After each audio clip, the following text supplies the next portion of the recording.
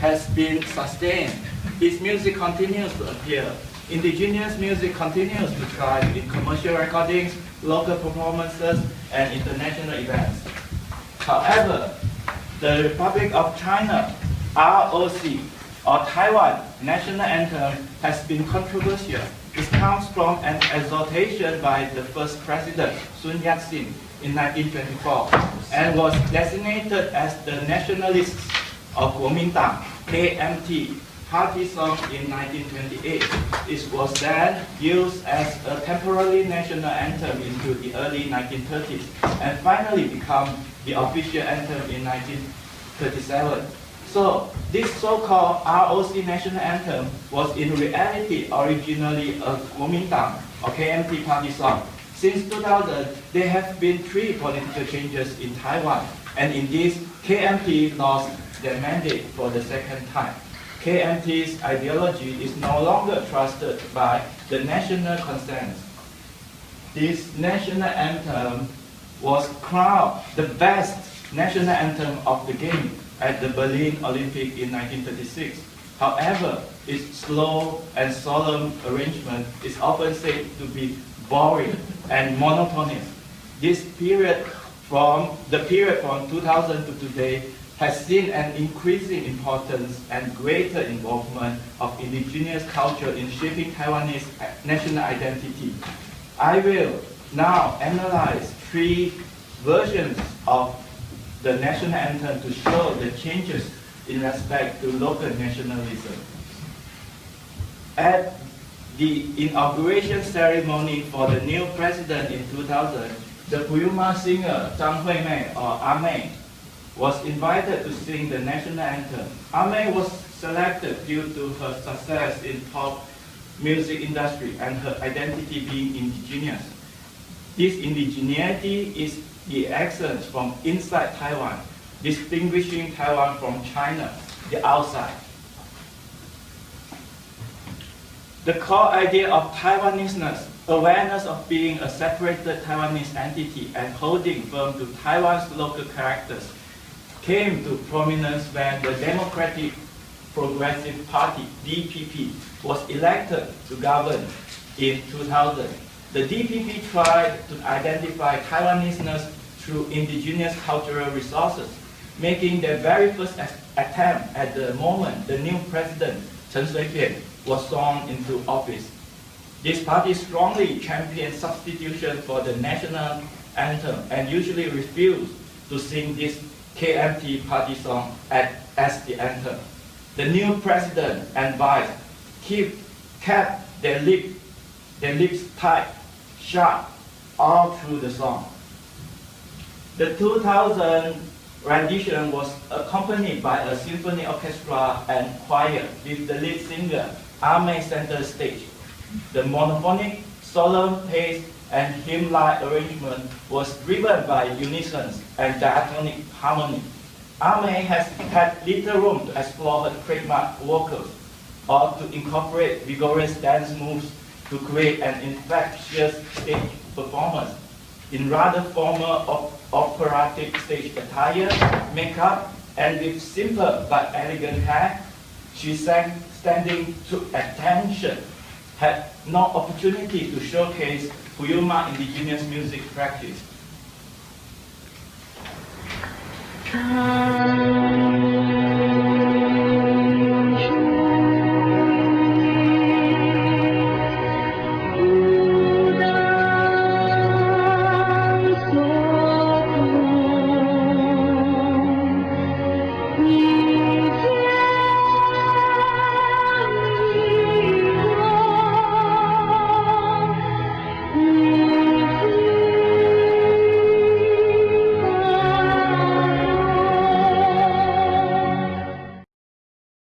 American civil rights activist Malcolm Boyd classifies national anthem into 5 categories: hymns, marches, operatic tunes, folk tunes, and fanfares.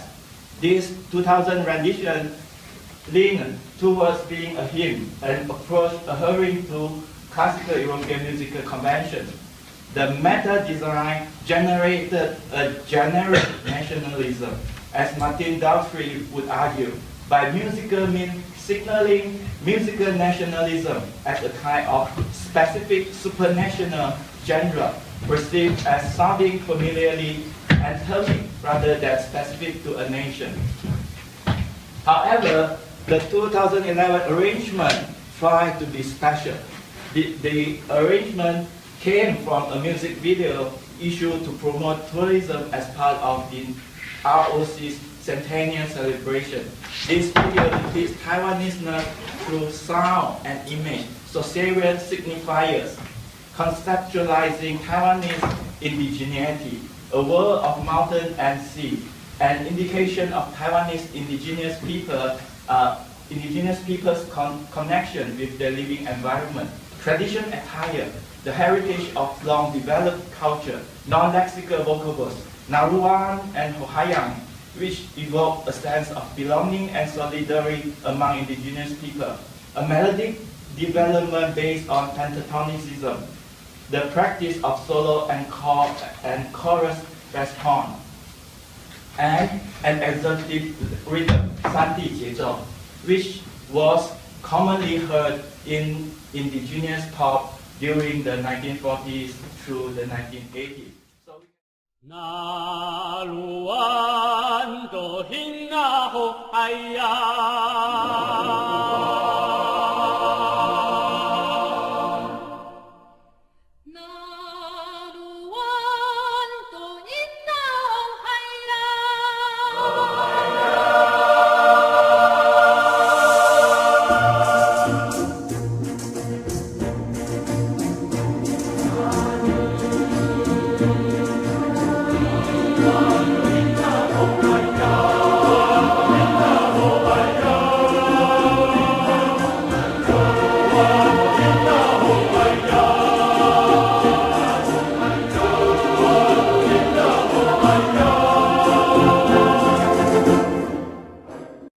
Among many positive responses, one is critical, that the musical indigeneity of this 2011 rendition was diluted by the Western classical vocalization.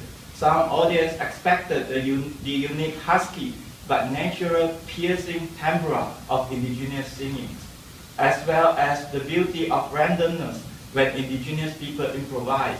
Also, as the anthem broke the paradigmatic conservative hymn model, it then fell into another atomic category by becoming a march, another meta-design framework.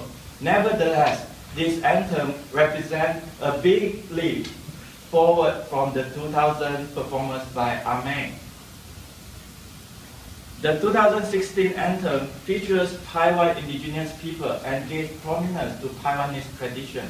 The incoming President Tsai Ing-wen is ethnically connected to Taiwan through her grandmother, who originated from the Taiwanese. This rendition conveys blessing to Tsai as the new president, with blessing to Taiwan. My music analysis starts from the Master of Ceremonies announcement. Please stand to sing the national anthem. The slow and melismatic glorious hymn began in G, being rich in affection and sentiment. However, the standing guests were not able to sing along. The indigeneity is given by Taiwanese language and through pentatonicism. The choir's appearance, the physical features of school children choirs in traditional clothing also gave indication of indigeneity. On top of this, the choir synchronized a simple dance move, a convention of indigenous people practice in their music.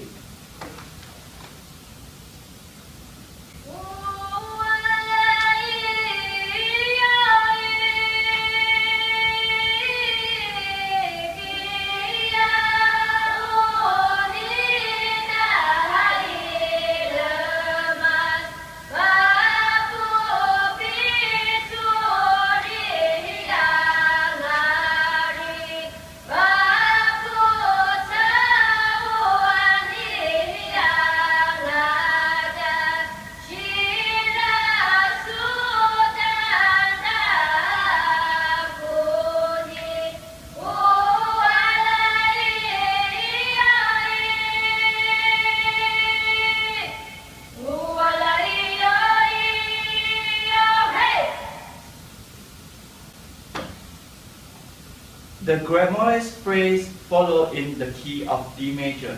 The piano soon took over as the most projected part, playing the role of conductor and main performer. Cues were given by the outer voices. The outer voice of the piano accompaniment. The lowest and highest notes of broken chords, which lack third and seventh, no third and no seventh. Also D, no third, omit third. The omission of the minor, major, third, and seventh generated an atmosphere of contemporary, spacey, and open new age sounds coupled with the folk aura of world music.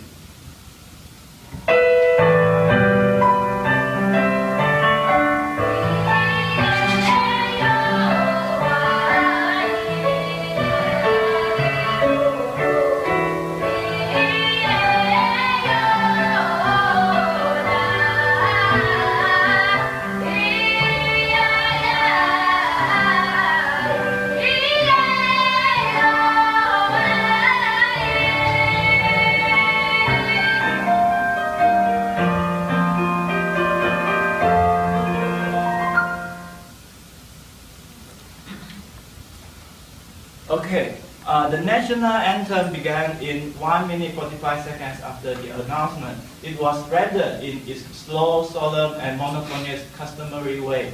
The children chanted in airy voices as counterpart to the anthem, responding to the slow anthem with faster moving phrases, filling in the spaces between the long notes.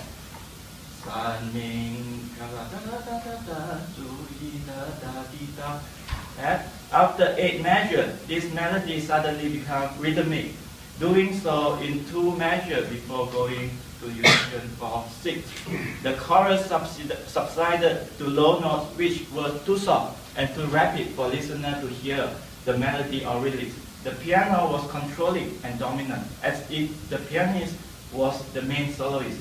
The style and patterns of the accompaniment varied every 2 or 4 measures and were clearly heard throughout the rendition. However, Tsai Ing-wen, the new president, did sing this KMT party song, or at least pretended to do so.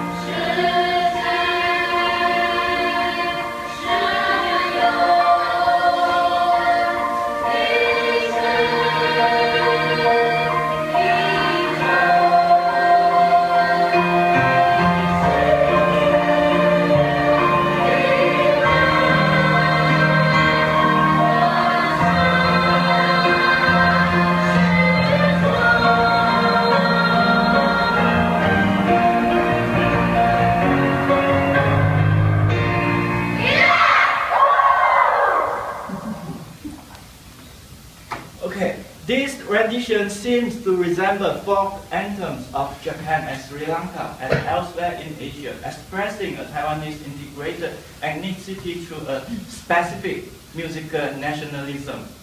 In contrast to generic nationalism, the Taiwanese are seeking for the notion of a nation linked to languages and cultural traditions, incorporating folklore, dance, music, and art.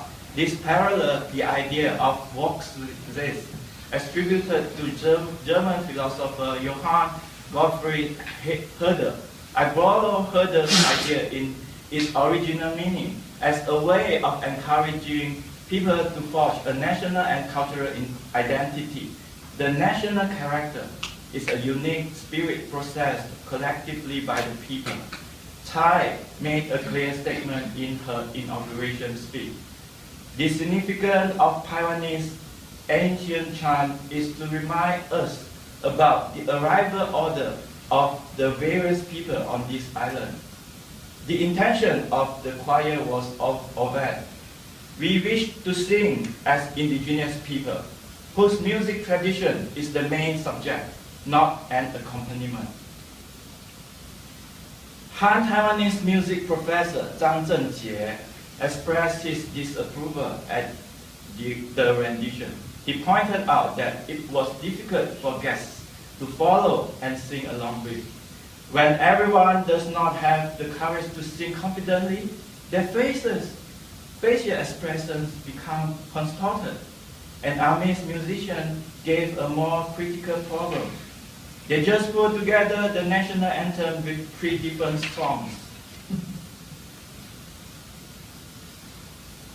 Taiwanese sociologist Yang Sifan borrows the concept of bricolage to match the approach of indigenous musicians in using their musical indigeneity as tools to represent themselves. It is through this approach and this indigeneity that musicians create models and form canons, such as Philip Bowman has described, the more overt attempt to appropriate tradition for use in the contemporary, thereby sustaining tradition for time to come. In the case of Taiwan's national anthem, musicians incorporate their musical experience, ideology, and taste, creating a national identity where certain groups appear to be surrogates or are imagined. However, the Taiwanese approach is innovative, if not unprecedented. For example, the national anthem of New Zealand, God Defend New Zealand, has English and Maori lyrics that stretch the Maori connection and indigeneity, making the island nation distinct from European ancestry. South Africa shows to a greater extent the combining of different languages in its national anthem. Shifts and modulation, although unusual, appear in Fratelli Italia, Brothers of Italy, the Italian national anthem. Germany may have inspired Taiwan. A national anthem is not necessarily fixed and can be changed depending on circumstances. Hence, the German anthem has been changed several times in 150 years. My case study here can be compared to Stephen Fell, criteria of world music, a greatly diversity of subgenres to suit all consumers' position and taste, which should retain the original roots of traditional music, but in a reverse way. The Taiwanese anthem appropriates music from various traditional roots, adopt elements to fit a single frame. Music is taken from various origins and mixed into the anthemic call to suit specific political motivations. However, in order to fulfill a function such as to evoke patriotism, anthems should retain a basic principle in letting people feel they are easy to follow and sing along with, much as Zhang Zhengjie proposes. In other words, there is a difference between music used for ceremonies and for entertainment. The former induces unity and egalitarianism for the public, whereas the latter depicts musicians' virtuosity in maintaining interest and raising attractiveness for specific audiences, as Keith Howard observes in respect to Korean Samunori percussion musicians. It appears to have been accepted that the easiest way to accommodate Taiwan's diverse ethnicities is to respect the culture of the people and to enforce a policy of equality. Every group has their language to be practiced on every occasion. The Taiwanese historian Li Xiaofeng suggests that Mandarin, Hakka, and Austronesian or indigenous lyrics should be added to portray Taiwan's multicultural identity.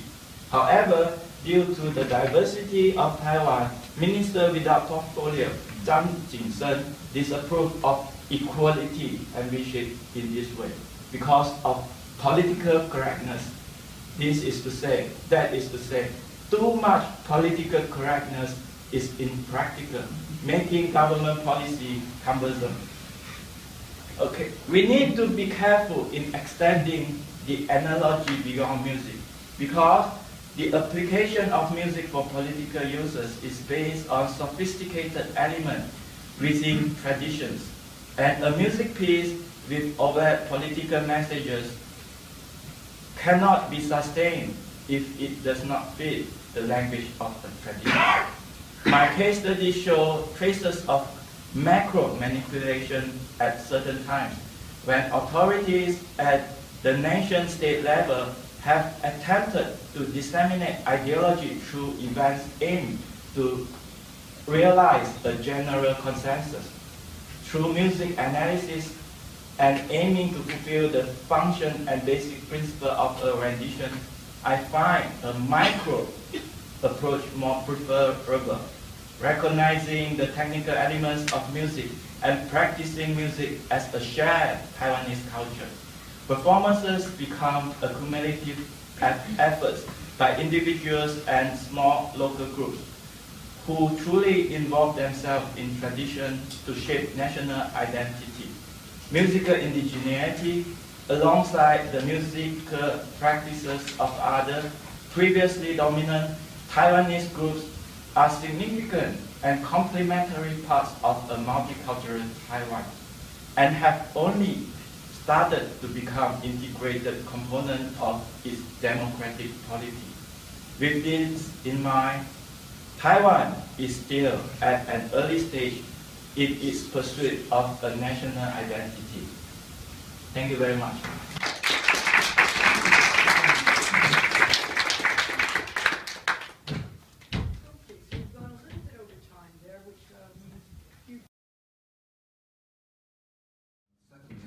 I'm curious about, because the official name of Taiwan is still Republic of China, and the anthem is actually not an anthem of Taiwan, but of the Republic of China.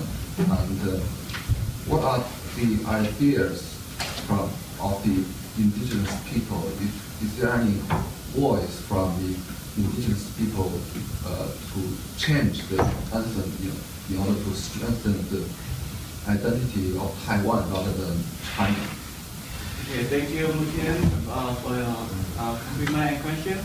I think, as I say in my presentation, it's very difficult to have a conclusion or a definite opinion about how Taiwan is and what is going to be, because many things is still in its shaping or in the middle of its formation.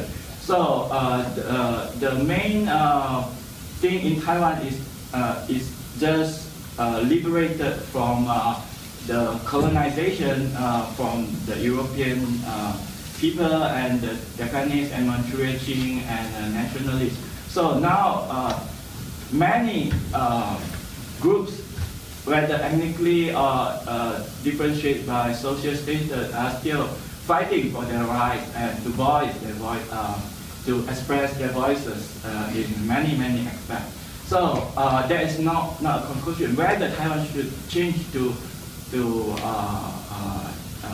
Formosa. For example, some of the indigenous propose that we are not Republic of China, we are not Taiwan, but it's difficult because Taiwan has a lot of difficulties across, around the world, because it's not recognized by the United Nations, but it's widely, admit that it's a sovereign, independent country.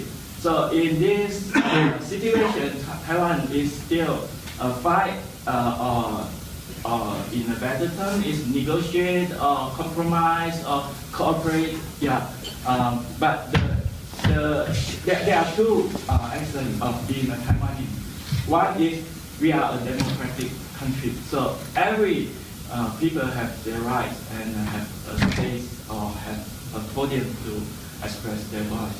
The second is the self-identification.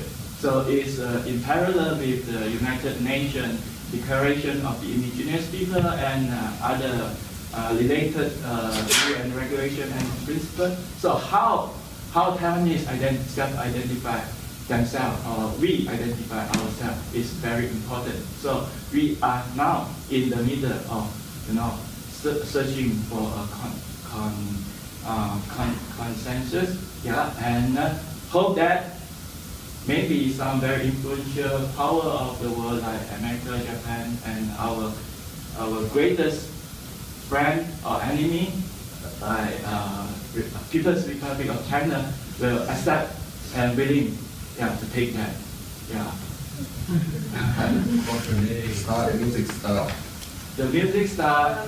First question. Okay. If there is one very, very short question, we can take it. Okay. Okay, So thank you very much.